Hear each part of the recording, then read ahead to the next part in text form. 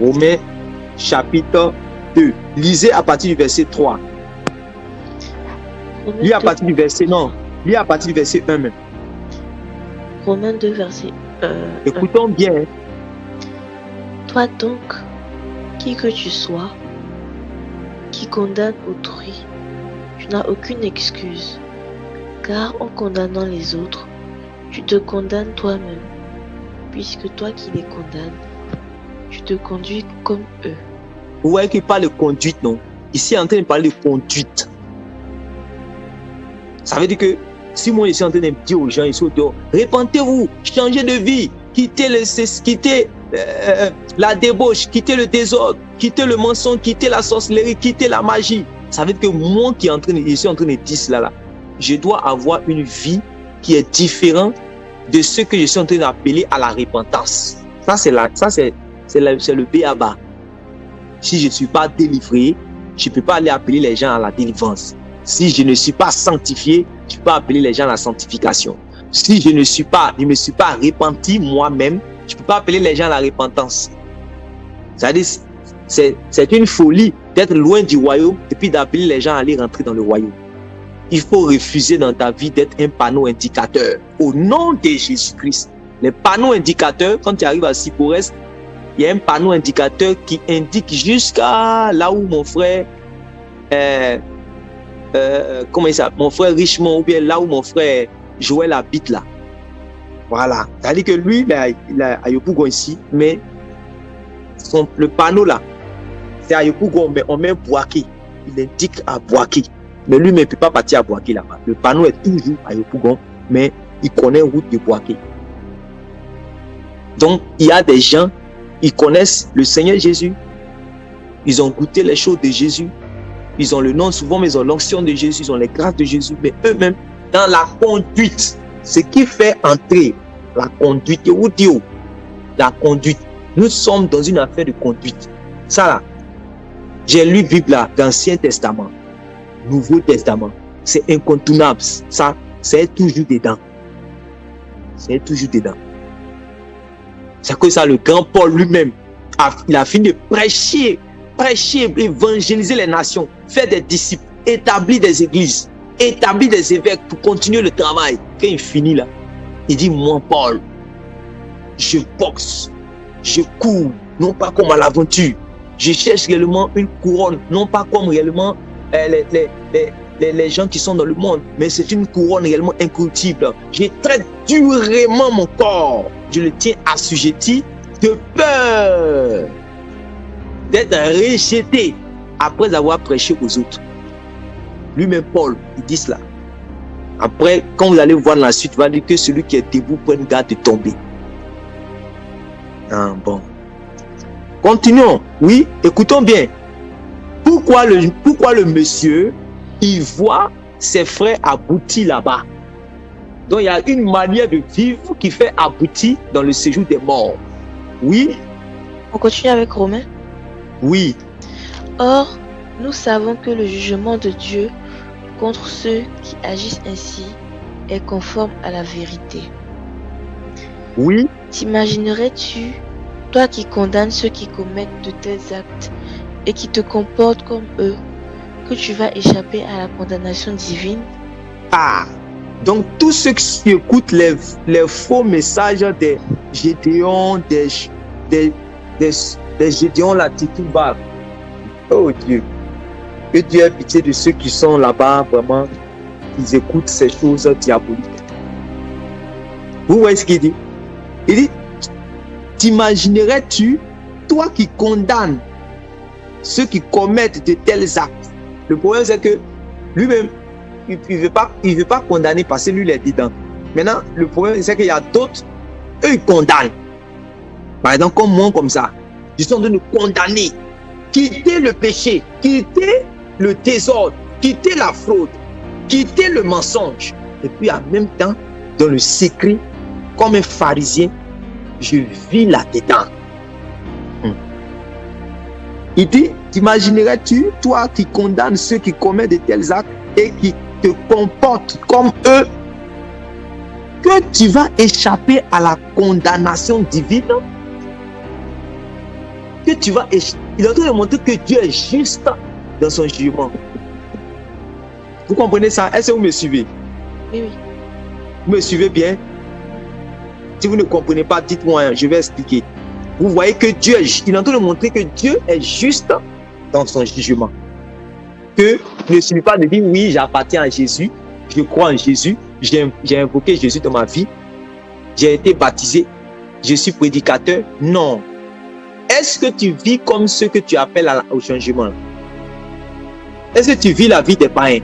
Est-ce que tu vis la vie des démons? Si tu vis la vie des démons, ne pense pas que tu vas échapper au jugement divin. Voilà. Au jugement de Dieu. Oui, écoutons, hein. Vas-y. Ou alors, méprises-tu les trésors de bonté, de patience et de générosité déployés par Dieu, Voilà. sans te rendre compte que sa bonté veut t'amener à changer. Amen. Je veux que tout le monde lise ce passage. C'est un passage magnifique. Romains chapitre 2, le verset 4, on va lire ensemble. Romains chapitre 2, le verset 4, que tout le monde est là. Voilà, Romains chapitre 2, le verset 4. Si tout le monde a ça, je vais compter à 3 et nous allons lire ensemble. Romains chapitre 2, le verset 4. Si tout le monde a ça, je vais compter 1, 2, 3. On lit. Ou alors, méprises-tu les trésors de bonté, de patience et de générosité déployés par Dieu, sans te rendre compte que sa bonté veut t'amener à changer. Amen.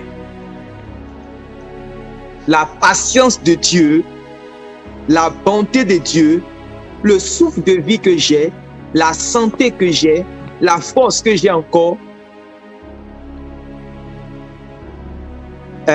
le fait qu'il me donne de vivre encore, c'est une manifestation de sa bonté à mon égard, pas juste pour me faire plaisir. En fait, si je veux parler comme un homme, il est en train de me donner une chance comme ça, une chance pour changer. Parce que c'est ici là qu'il peut me donner une chance. Je vais parler comme ça pour qu'on puisse se comprendre. Donc ça m'appelle la grâce. Il patiente, mais sa patience réellement doit nous emmener réellement à changer, doit amener l'homme à changer. Il dit, ou alors méprises-tu les trésors de bonté, de patience et de générosité déployés par Dieu sans te rendre compte de sa bonté, que sa bonté veut t'amener à changer. Oui, continue. Par ton entêtement, Maintenant, il dit, par ton entêtement, par ton endurcissement et ton refus de changer, et ton refus de changer, tu te prépares un châtiment. est-ce qu'il a dit, je te prépare? Non. Est-ce qu'il a dit, par ton entêtement et ton refus de changer, je te prépare? Tu te prépares. Ah, c'est pas ce qu'il est en train de dire. Tu te prépares. C'est ce verset qui est là. Quand vous lisez dans Romains chapitre 9, les faux pasteurs là, les faux docteurs qui aiment séduire les gens et puis qui disent que Dieu a créé les gens pour l'enfer et il a créé d'autres pour le ciel. Ils prennent le passage de Romains chapitre 9 où Paul réellement parle des vases formés pour la colère. Ils ne comprennent pas en fait le principe. Quand ils lisent, vu qu'ils n'ont pas l'esprit même, l'esprit de Paul, ils n'ont pas aussi l'esprit du discours de Paul, ces choses les échappent. Et ils pensent que réellement, Dieu a formé les gens pour les déposer en enfer, il a formé d'autres pour les déposer réellement dans la gloire. Ce qui est faux. Parce que quand tu comprends tous ces principes qui sont en bas, que vous êtes en train de lire, tu comprends que c'est l'homme lui-même, à sa manière de vivre là, qui se forme lui-même comme un trésor de colère pour aller à la destruction. Moi, je suis sûr que je crois au nom du Seigneur Jésus-Christ que Dieu n'a pas créé l'enfer avant de créer Lucifer. Et il n'a pas créé l'enfer pour jeter Lucifer là-bas. Quand tu lis Ézéchiel chapitre 28 là, Ézéchiel chapitre 28 montre comment Dieu a aimé Lucifer au point où il a créé pour mettre le sceau à la perfection. Il a mis les instruments même depuis le jour où il fut créé. Et Dieu dit qu'il était intègre dans toutes ses voies. Je suis sûr que le bon Dieu, qui est lumière en qui il n'y a point de traces de ténèbres, là, il ne peut pas en même temps, comme un hypocrite, pendant qu'il est en train d'apprécier Lucifer, puis il est en train de créer feu là-bas. Il dit, lui là, il met le soi à la perfection. Il est intègre.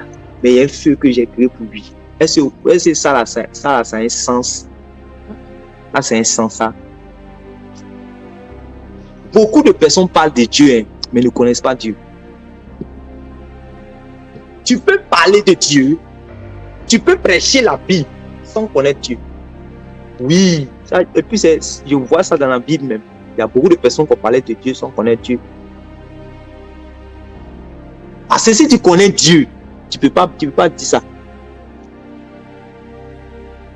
peux pas dire ça. Tu peux pas dire que pendant qu'il est en train de faire, il est en train de louer les qualités, les vertus de Lucifer, en même temps, il est en train de méditer le mal et de créer quelque chose pour aller le mettre au feu. Non.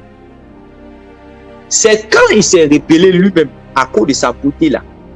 Quand il s'est rébellé lui-même, c'est là, vous pouvez lire dans Ésaïe maintenant, que Dieu maintenant va préparer le feu pour le détruire. Vous comprenez cela? À partir de ce moment, il est devenu Satan. Et Dieu n'a pas créé Satan même. Dieu n'a jamais créé Satan. Dieu a créé Lucifer, porteur de lumière. C'est un chérubin protecteur aux ailes déployées. C'est dans sa rébellion, dans sa jalousie et sa haine, et le fait de vouloir être réellement à la place de Dieu, qu'il a mené à être combattu depuis le ciel et qu'il n'ait plus de place réellement dans le royaume de la lumière. Il a été chassé. Et à partir de ce moment, il est devenu déchu. Voilà. C'est quoi? Il est devenu le diable. Diable, en fait, quand vous lisez la Bible, vous lisez en français, on écrit diable. Mais en fait, dans le vrai mot, c'est pas diable. Le vrai mot signifie adversaire. Chaque fois que tu vois diable, ça veut dire adversaire. Quand on dit, lui là, c'est un diable, ça veut dire c'est un adversaire.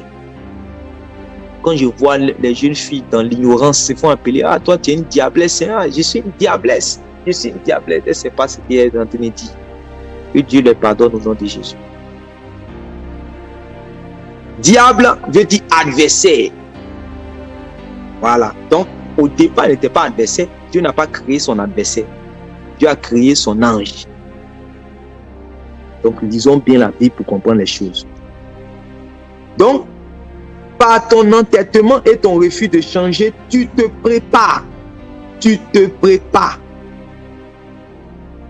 Un châtiment. Oui, tu peux lire. Vas-y.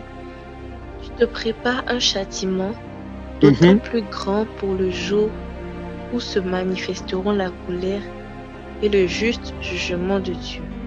Vous comprenez? Donc, il dit, tu te prépares un châtiment d'autant plus grand pour le jour où se manifesteront la colère et le juste jugement de Dieu. C'est parce que je disais tout à l'heure qu'il est en train de montrer que son jugement est juste. Le jugement de Dieu là, ça ne sera pas par favoritisme. Ça sera selon la justice. Ça, il faut que ça soit clair. Voilà. Il ne faut pas que moi, je vais me voter dans, par exemple, l'adultère, l'immoralité ici. Et puis, quand je vais comparaître devant le trône de Dieu, et puis Dieu va dire, toi, lui, il va prendre un adultère. Il va dire, toi, adultère, tu n'as jamais connu le Seigneur, puis en plus tu étais un adultère. Feu, va dans le feu. Et puis, un autre qui était chrétien, qui avait cru, qui a été baptisé, il arrive, lui aussi la mort l'a surpris. Il ne s'est pas préparé, il a vécu dans le désordre, dans l'adultère, il comparait devant le trône, et puis Dieu va le dire, devant lui comme ça, on vient de jeter quelqu'un à cause d'adultère, on lui dit que toi va dans le feu, puis lui on dit que, comme tu étais un chrétien sur la terre, tu étais un adultère chrétien, tu étais un fornicateur chrétien, un brouteur chrétien, tu étais un sorcier mais chrétien, tu étais un homosexuel mais chrétien. Donc il y a d'autres mecs qui prennent des citations pour faire la politique de l'autruche. Vous savez l'autruche là, dans la savane, l'autruche, vous voyez sa taille avec son long cou. Mais l'autruche est la proie en fait des lions. Voilà, les lions, ils sont carnivores, donc ils mangent les autruches. Donc, quand l'autruche également voit le lion en train de venir, quand l'autruche voit le lion en train de venir, vous allez voir que l'autruche, au lieu de fuir, l'autruche essaie de creuser un trou dans le sable. L'autruche creuse un trou dans le sable, l'autruche met sa tête dedans pour ne pas voir le danger venir. Est-ce que vous comprenez ça? Il y a beaucoup qui font la politique de l'autruche. Le comportement de l'autruche. Tu vois le lion qui vient pour dévorer. Et puis tu te comportes comme une autruche qui fait comme si tu ne vois pas réellement, il va venir te dévorer. Mais tu vois, le lion même il est content parce que l'autruche ne fuit pas. L'autruche pense qu'elle est en train de fuir en cachant sa tête seulement. Mais tout ton gros corps là, toute ta grande partie de ton corps est au dehors. Ce n'est que ta petite tête seulement qui est en bas, puis tu fais comme ça. Comme ça on se comporte, quand on veut vivre dans le péché secret là, c'est comme ça on se comporte. Que Dieu nous en délivre au nom de Jésus. Que Dieu délivre tous ces bien-aimés au nom de Jésus. Amen. Donc, il faut que ça soit clair. Si tu as vécu également dans le désordre, ne pense pas que quand tu vas arriver au ciel, on va dire, voilà. Et voilà, les citations que les gens prennent, ils disent que, voilà, c'est ce que je voulais dire. Que Jésus-Christ, c'est l'avocat qui ne paie jamais de procès. Vous voyez, c'est intéressant. Moi, je dis à peine à ça. Jésus-Christ, c'est l'avocat qui ne paie jamais de procès. Mais attention, quand vous voyez ce genre de citations, ne lisez pas seulement pour partir, regardez l'esprit qui est derrière. Il y a beaucoup de citations que je vois, par exemple, sur les réseaux sociaux, mais faites attention, il y a un esprit qui est derrière. Derrière chaque écrit, il y a toujours l'esprit du discours. Ça veut dire que quand je parle de l'esprit du discours, je parle de la pensée qui est derrière. Parce que quand tu écris quelque chose, tu veux dégager une pensée. Vous tous, si vous arrivez à écrire quelque chose, que ce soit un poste, que ce soit un statut, que ce soit une lettre, que ce soit quelque chose, mais quand vous écrivez, il y a une pensée que vous voulez. C'est la pensée là qui est l'esprit de la chose. Donc quand quelqu'un parle, quand quelqu'un écrit, quand vous lisez, vous devez regarder l'esprit qui est derrière. On peut voir beaucoup souvent, bon, je sais que souvent c'est pas, ça peut arriver par ignorance, quand certains n'ont pas une certaine maturité, une certaine connaissance profonde des choses de Dieu, peut partager des choses souvent qui sont fausses.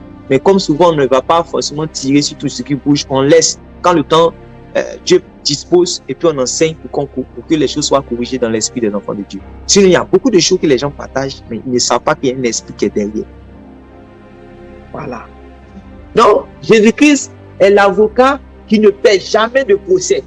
Quand la personne est en train de dire ça, il y a quelqu'un qui te dit que lui il croit en Jésus-Christ. Ah, Jésus-Christ est l'avocat qui ne paie jamais de procès. Donc, j'ai péché, comme le cas que je viens de prendre tout à l'heure. J'ai vécu dans le désordre.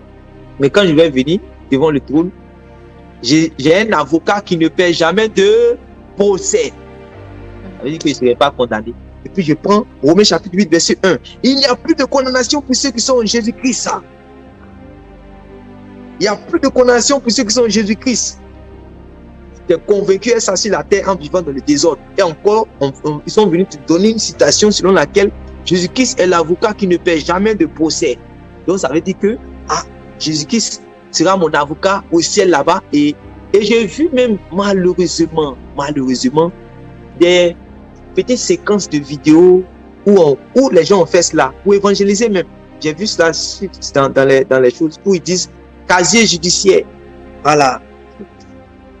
Casier judiciaire. Tu arrives devant le trône, on peut dire tu es coupable, mais tu as cru.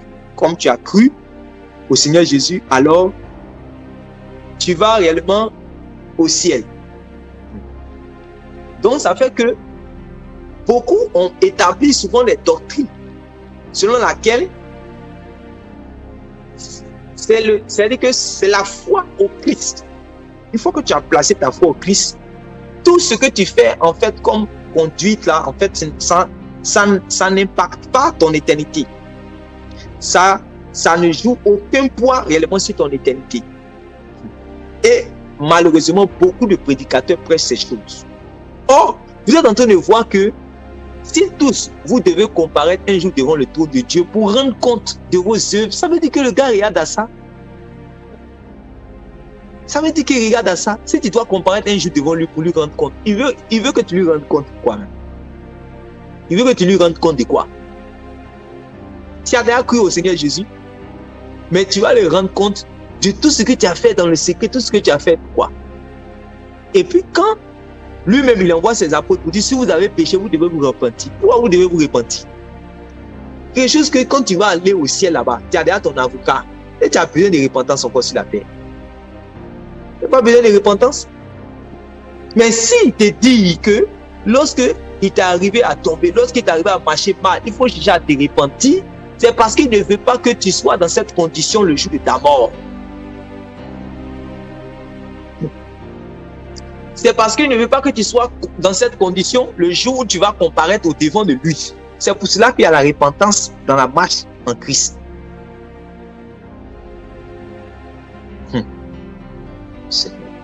Donc, il y a un casier judiciaire vierge. Donc, on va dire, c'est vrai, tu étais un impudique, mais comme tu as cru au Seigneur Jésus-Christ, lui c'était un impudique, mais il n'a pas cru dans lui, dans le feu. Mais toi, tu étais un impudique et tu as cru au Seigneur. Donc, le Seigneur maintenant va plaider comme c'est un avocat qui ne paie jamais de procès. Alors, toi, ciel, Jésus-Christ va venir prendre ta place et tu rentres réellement au ciel. Les gens n'ont qu'à s'amuser avec l'éternité des gens. Les gens n'ont qu'à s'amuser avec l'éternité des gens comme ça. Ils n'ont qu'à s'amuser avec l'éternité des gens. Écoutez bien ce qui suit. Écoutez bien ce qui suit. Ce qui suit dit quoi?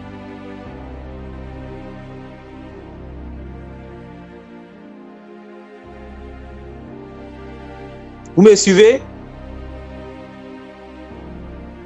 Oui. Ce qui suit dit quoi?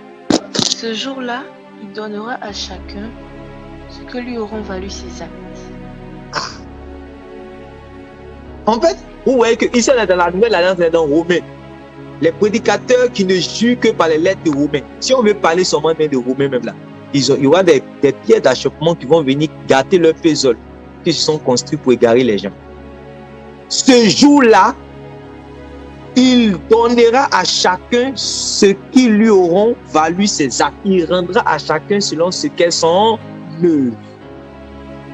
Ah, je dis, il n'y a pas aux œuvres. Ça ne dépend pas des œuvres. Il n'y a pas aux œuvres. Un Jésus qui ne regarde pas aux œuvres, c'est le Jésus de Satan. Ça, je le dis toujours avec force et avec vie. Le Jésus qui ne regarde pas aux œuvres, hein, c'est le Jésus de Satan. Parce que Dieu même regarde, Dieu là, de l'Ancien Testament, il regarde aux œuvres. Du Nouveau Testament, il regarde aux œuvres. Au jugement, il va regarder aux œuvres. Regardez, quand Jean-Baptiste est venu prêcher l'évangile, Jean-Baptiste a dit quoi? Repentez-vous. Il a dit, repentez-vous car le royaume de Dieu est proche. Et donc, les gens ont commencé à avoir la crainte de Dieu. Et ils sont allés dans le désert, ils sont rentrés dans l'eau du Jourdain et ils confessaient leurs péchés. Et Jean-Baptiste les baptisait. Donc, il y avait les Juifs qui étaient là. Eux, ils se sont dit, comme nous sommes Juifs, mais on est pécheurs, on est menteurs, on est voleurs, mais on est Juifs. Voilà les affaires de prédestination. Il y a longtemps, ça a commencé. Il y a longtemps, ça a commencé. Il dit, mais on est Juifs, on est issus d'Abraham. Donc, est-ce qu'on a besoin réellement de changer de vie d'abord, avant réellement de recevoir la promesse de Dieu qui était le Christ? On n'a pas besoin de ça. Donc, on dit, beaucoup venaient se faire baptiser. Donc, les Juifs, il y avait des Juifs aussi qui venaient se faire baptiser. Or, le baptême est précédé de la repentance. Eux ne veulent pas se faire, ils ne veulent pas se repentir. Pendant qu'ils sont en train de voir leurs autres frères rentrer dans l'eau et confesser publiquement leurs péchés, eux ils sont là, ils crachent, ils sont dans le péché, dans la méchanceté, dans la sorcellerie, dans l'hypocrisie, dans le mensonge, dans les adultères, ils sont dedans, et puis ils veulent se faire baptiser, ils vont faire du sur-place, et puis aller, parce que chez eux, ils sont prédestinés, ils n'ont pas besoin réellement de la liberté en Christ. Ils n'ont pas besoin de changer de vie.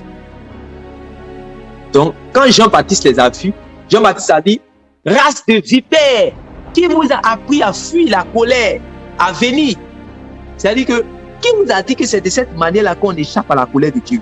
Qui vous a dit, qui vous a enseigné cela? Qui est-ce que vous enseignez que c'est de cette manière qu'on échappe à la colère de Dieu? Pour échapper à la colère de Dieu, il faut se repentir. Parce que Dieu a dit depuis les prophètes que le méchant abandonne ses voies et l'homme d'iniquité ses pensées. Que le méchant abandonne ses voies et l'homme d'iniquité ses pensées. Que le méchant abandonne ses voies et l'homme d'iniquité ses pensées. Ça ne va pas changer. Ça ne va pas changer. C'est pour ça qu'il a dit, race de vipères, qui vous a appris à fuir la colère à venir. Produisez donc des fruits dignes de la repentance. Traduisez votre changement, c'est-à-dire que traduisez votre changement par des actions qui prouvent que, voilà, vous avez changé. Voilà. C'est-à-dire que montrez que réellement vous avez changé. On ne peut pas venir dans les eaux ici sans avoir changé. Donc, montrez que vous avez changé. Produisez donc des fruits dignes de la repentance. Donc, ils vont lui demander maintenant, avant même qu'il va aller là, il va dire, et ne prétendez pas à dire que nous avons Abraham pour père. Car de ces pièces-ci, Dieu peut susciter une postérité à Abraham. Et puis il va dire, la cognée est mise à la racine. Tout arbre, c'est-à-dire tout homme qui ne produira pas de bons fruits, c'est-à-dire qui ne produira pas de bons actes, de bonnes actions, sera coupé et jeté au feu. Il est en train de parler de jugements comme ça. La cognée est mise à la racine. Déjà, puis il a dit déjà. Ah, bon. Ce que Jésus parlait dans Lazare. Déjà, la cognée est déjà mise à la racine. Tout arbre qui ne portera pas de bons fruits sera coupé et jeté au feu. Tout arbre qui ne produira pas de bons fruits sera coupé et jeté au feu. Donc, il est en train de... L'arbre, c'est l'homme. Les fruits, ce sont les actions. C'est le comportement, la conduite. Ce sont les œuvres. Mais quand Jean-Baptiste lui-même, là, voilà, avant de finir avec Jean-Baptiste, ils vont demander à Jean-Baptiste, mais bon, qu'est-ce qu'on doit faire? Jean-Baptiste va dire, ah, si toi, tu es méchant, quand on te demande quelque chose, tu caches là. Il faut donner.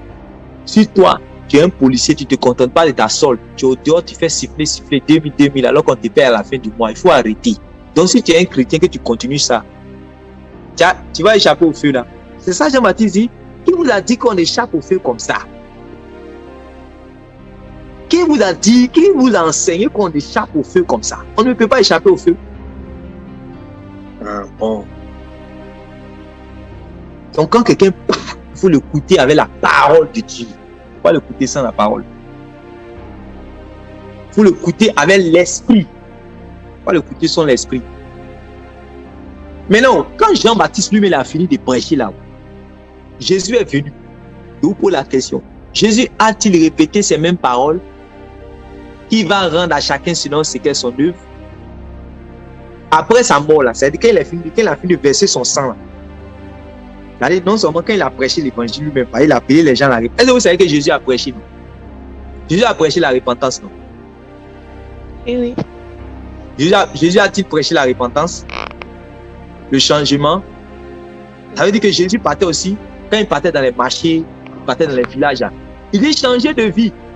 Il y a un nouveau type de faux évangile encore qui est venu pour dire non, on n'a pas besoin de dire aux gens de changer, que c'est Dieu lui-même qui va, c'est Dieu lui-même qui donne le changement, qu'on ne peut pas appeler comment quelqu'un qui est mort, quelqu'un qui est dans l'ignorance, lui-même peut changer. Comment on peut dire aux gens de changer? Regarde-moi les gens du Chocon. Donc Jésus lui-même est parti faire quoi? Il est parti jouer au football là-bas. Jésus a appelé les gens réellement à la repentance. Donc, repentance, chaque fois qu'on lit dans la Bible, repentance, ça veut dire changement. Donc, il a appelé les gens à changer de vie. C'est vous-même, quand vous chantez, non, non, non, jamais ne passera. La parole de Dieu, jamais ne passera. Si tu es voleur, c'est toi qui passeras. Non, le voleur, lui qui arrête de voler. Il faut quitter le vol. Si tu es menteur, c'est toi qui passeras. Donc, tu dis au menteur qu'il faut arrêter de mentir. Quitte le mensonge et viens à Jésus. Voilà. Maintenant, ce qui va se passer spirituellement dans son cœur, ça, c'est pas ton problème. C'est pas ton problème.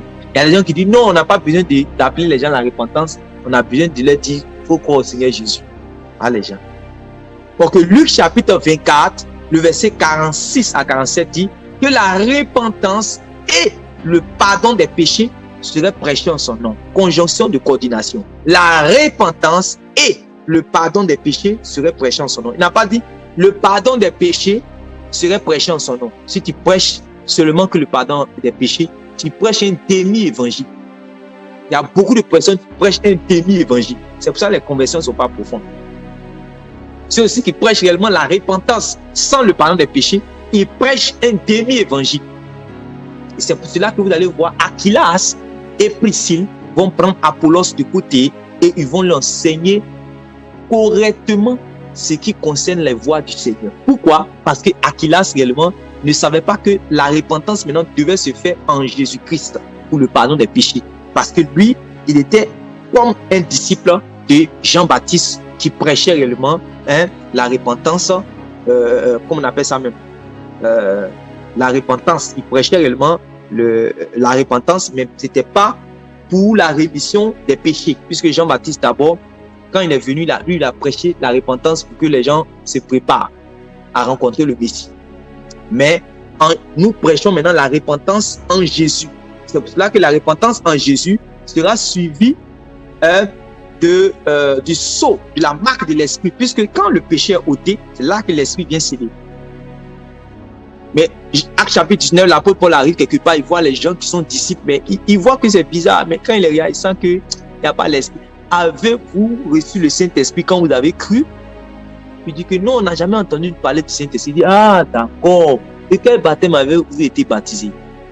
Du baptême des gens. Ah, je comprends.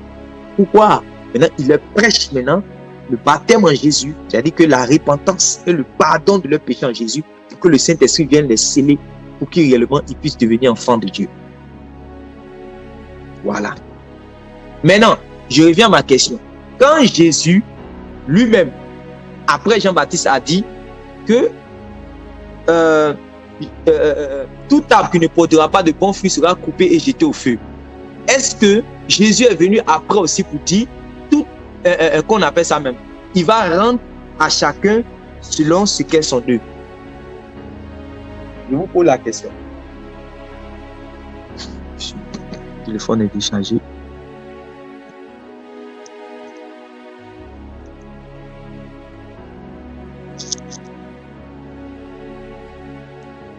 Vous pouvez répondre, hein?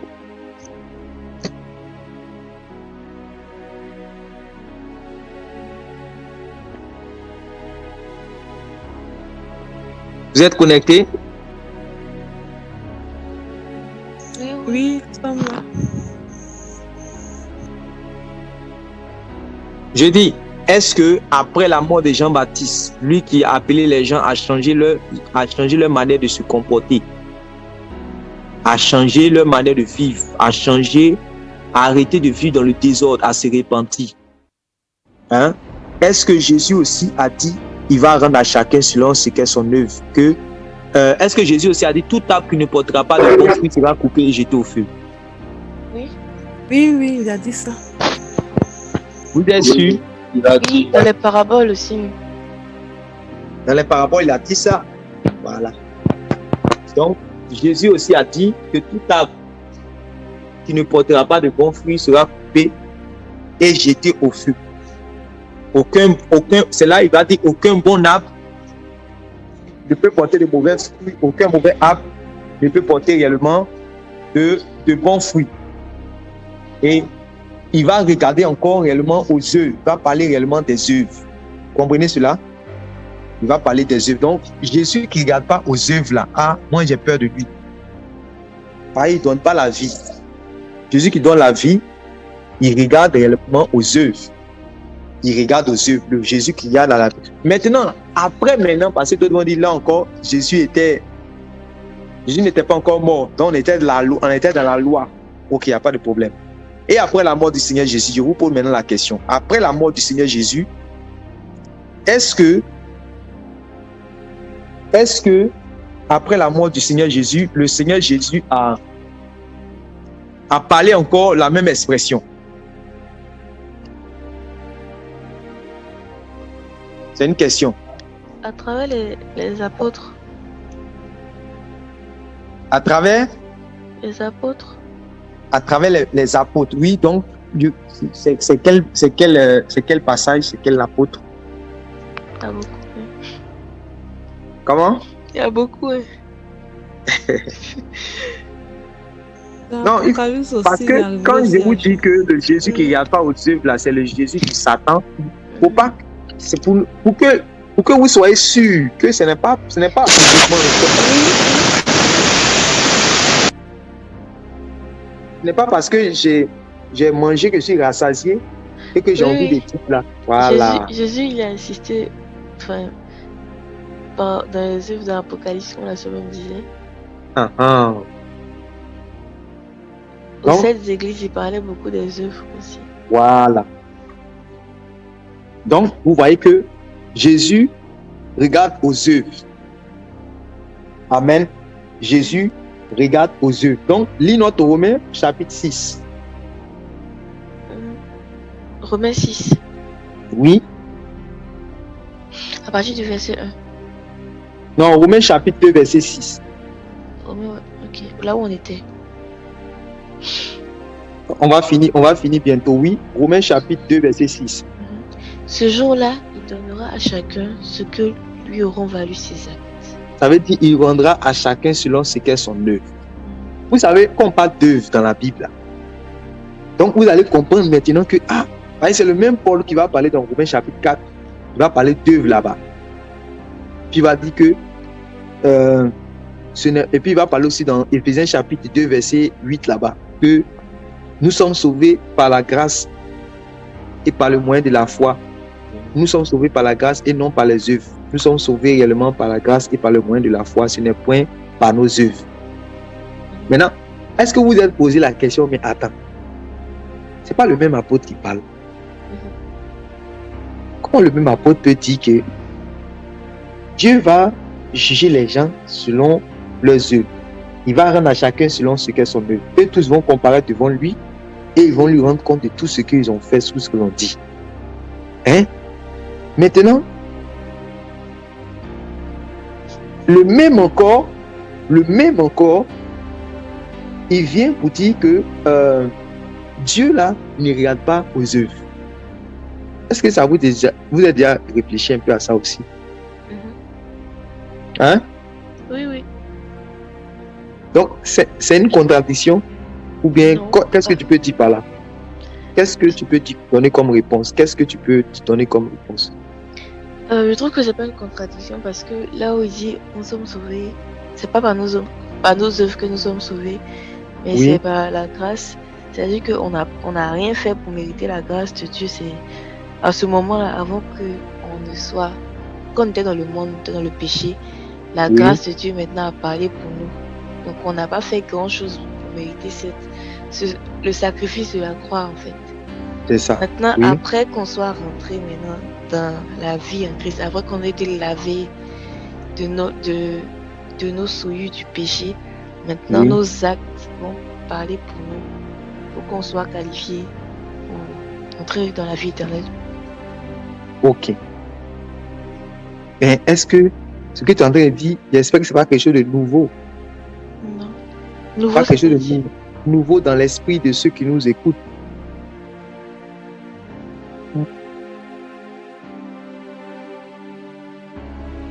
Pas du tout. Mais il y a quelque chose encore, il y a une autre réponse. Ce que tu as dit, c'est la vérité, mais il y a une autre réponse encore que je cherche pour compléter à ce que tu as dit. Parce que le même dit, nous sommes sauvés par la foi, nous sommes sauvés par la grâce et non par les œuvres. Nous sommes sauvés par la grâce, par le moyen de la foi et non par les œuvres. Cela ne vient En pas fait, de il fait référence à, par exemple, quand il parlait, peut-être il faisait référence aussi à la loi, dans le sens où autre temps, les gens marchaient par la loi et puis se disaient que c'est avec les œuvres de la loi là qu'ils allaient parvenir au salut. Maintenant, il vient dire que c'est pas ça qui a venu vous sauver en fait, mais c'est la grâce, c'est Jésus-Christ par son sacrifice. Donc en gros, c'est pas. Ça revient à ce que je disais tout à l'heure. Oui, il y a quelqu'un qui veut dire quelque chose.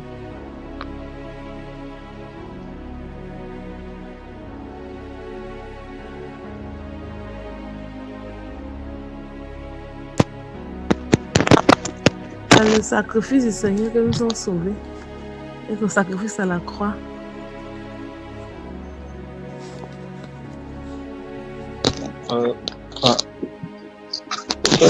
Moi, je dirais que hors du Seigneur, hors du Seigneur, tout ce qu'on fait ne peut pas nous sauver. Et tous les œuvres qu'on fait hors de Jésus, quand on n'est pas en Christ, tout ce qu'on fait en dehors de Christ ne peut pas nous sauver. Mais une fois qu'on rentre en Christ, tout ce qu'on fait est pris en compte.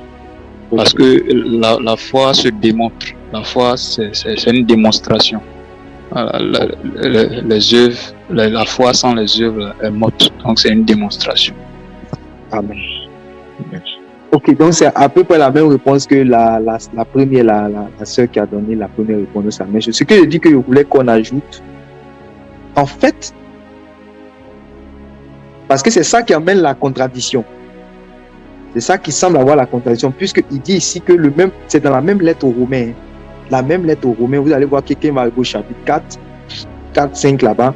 Il va parler en fait de ce que Dieu ne regarde pas, comment on appelle ça, mais aux œuvres. Nous ne sommes pas justifiés par les œuvres, mais nous sommes justifiés par la foi. Dans Romains chapitre 4 et puis Romains chapitre 5. Mais attention, si vous le voyez en train de parler ici, dans Romains chapitre 2, on n'aime pas pourquoi arriver au Romains chapitre 4. Dans Romains chapitre 2, il te montre que les œuvres là, tu vas rendre compte réellement pour tes œuvres. Ça veut dire que les œuvres comptent. Voilà. Et dans le même Romain, il va dire que ce n'est pas celui réellement qui écoute la loi qui est justifié, mais c'est celui-là qui met la loi en pratique qui est rendu juste. Vous avez déjà lu cela? Vous avez déjà lu cela aussi, non? Oui. Que, voilà. Ce n'est pas celui qui écoute la loi qui est justifié, qui est juste, mais c'est celui qui met la loi en pratique, en fait, qui sera justifié. Donc, quand Paul parle d'œuvre, il faut bien écouter. C'est vrai, il dit, comprenons l'esprit de son discours. Si vous lisez dans Actes chapitre 15, lisons Actes chapitre 15, parce que c'est le dernier point qu'on va voir. Ce qu'on est en train de voir là. En Romains chapitre 2, c'est un dernier passage, donc il faut que on parle de tous les contours. Actes chapitre 15. Actes chapitre 15. Oui. À partir de quel verset? Quand je dis Actes chapitre 15, que je ne donne pas verset, ça veut dire c'est le verset 1. Ok. Quelques hommes venus de Judée arrivèrent à Antioche. Ils enseignaient les frères. Judée là. Judée, c'est où ça? Jérusalem. C'est en Israël, non? Oui. Ok. Donc, ceux qui arrivent de Judée là, ce sont les qui? Les Juifs. Ce sont les Juifs. Ce sont des Juifs. Ok. Donc, ils arrivent à Antioche, qui est l'église. À Antioche, il y a l'église du Seigneur à Antioche. Oui. Ils enseignaient les frères en disant. Donc, ce sont des enseignants. Ce sont des enseignants. Oui. Si vous ne faites pas Si vous ne vous faites pas circoncire comme Moïse l'a prescrit, vous ne pourrez pas être sauvés. Ah. Donc, ils vont maintenant enseigner les frères qui sont déjà sauvés. Ils sont enseigner les frères, en fait, qui sont déjà sauvés, en fait, de leur péché, de leur vaine manière de vivre, après avoir reçu l'évangile. Ça veut dire qu'ils sont devenus enfants de Dieu déjà même. Ils sont vont vers ceux-là qui sont devenus chrétiens, disciples du Seigneur, qui ont placé leur foi dans le Fils de Dieu pour avoir le salut de leurs âmes et l'attente pour être sauvés définitivement, pour recevoir la vie éternelle, vivre avec Dieu dans l'éternité. Et il y a des juifs qui viennent, c'est-à-dire des juifs qui sont chrétiens aussi, mais ils se glorifient dans leur loi, dans leur pratique judaïsante, dans leur pratique judaïque ou judaïsante. Donc, ils viennent maintenant pour imposer un joug, en fait, pour dire que c'est vrai, vous avez cru au Seigneur Jésus. C'est vrai, vous avez été lavé par son sang. C'est vrai, hein, vous êtes le peuple de Dieu. Mais en réalité, pour que vous puissiez être sauvés, ici la sauver, il est en train de parler, c'est-à-dire qu'au jour de la résurrection, quand Dieu va prendre ses enfants là, ça c'est vrai salut, là, c'est ça qu'il est en train de parler. Parce qu'il y a des gens qui ne comprennent même pas si les affaires du salut même. Ce passage même déjà, ça parle de salut. Ça veut dire qu'eux, ils savent, comprennent ce que c'est que le salut.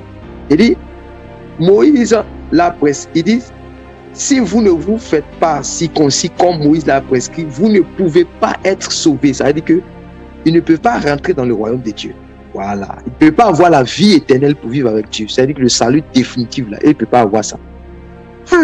Alors qu'il faut placer sa foi au Seigneur Jésus pour être sauvé. Amen. Est-ce que vous me suivez? Oui, oui. Voilà. Mais eux sont venus imposer encore quelque chose pour que les gens soient sauvés, mais qui n'est même pas ce que Dieu a demandé, ce qui n'est même pas ce que le Seigneur Jésus a demandé. Est-ce que quand le Seigneur Jésus est venu là, quand il a prêché, il a demandé à quelqu'un réellement de se circoncire pour être sauvé?